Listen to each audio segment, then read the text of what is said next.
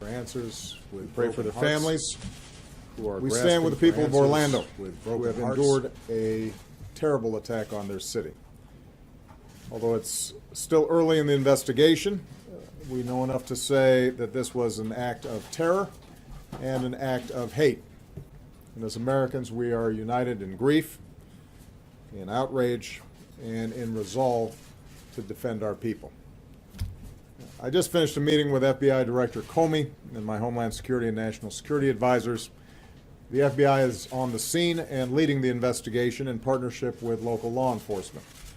I've directed that the full resources of the federal government be made available for this investigation. We are still learning all the facts. This is an open investigation. We've reached no definitive judgment on the precise motivations of the killer. The FBI is appropriately investigating this as an act of terrorism, and I've directed that we must spare no effort to determine what, if any, inspiration or association this killer may have had with terrorist groups. What is clear is that he was a person filled with hatred. Over the coming days, we will uncover why and how this happened, and we will go wherever the facts lead us. This morning I spoke with my good friend Orlando Mayor Buddy Dyer, and I conveyed to him the deepest condolences of the American people.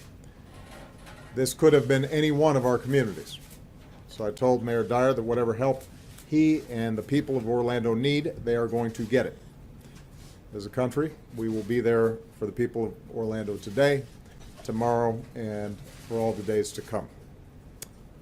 We also express our profound gratitude to all the police and first responders who rushed to harm's way. Their courage and professionalism saved lives and kept the carnage from being even worse. It's the kind of sacrifice that our law enforcement professionals make every single day for all of us, and we can never thank them enough. This is an especially heartbreaking day for all of our friends, our fellow Americans who are lesbian, gay, bisexual, or transgender. The shooter targeted a nightclub where people came together to be with friends, to dance and to sing, and to live.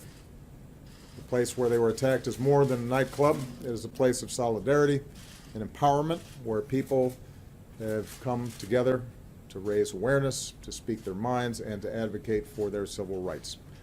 So this is a sobering reminder that attacks on any American, regardless of race, ethnicity, religion, or sexual orientation, is an attack on all of us and on the fundamental values of equality and dignity that define us as a country. And no act of hate or terror will ever change who we are or the values that make us Americans. Today marks the most deadly shooting in American history. The shooter was apparently armed with a handgun and a powerful assault rifle.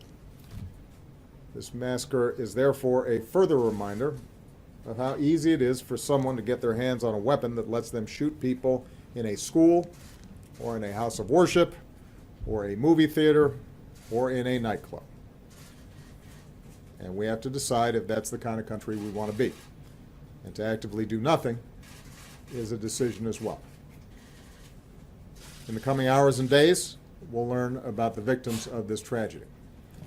Their names, their faces, who they were, the joy that they brought to families and to friends, and the difference that they made in this world. Say a prayer for them, and say a prayer for their families. That God give them the strength to bear the unbearable, and that He give us all the strength to be there for them, and the strength and courage to change. We need to demonstrate that we are defined more as a country by the way they live their lives than by the hate of the man who took them from us. As we go together, we will draw inspiration from heroic and selfless acts. Friends who helped friends, took care of each other, and saved lives. In the face of hate and violence, we will love one another. We will not give in to fear or turn against each other.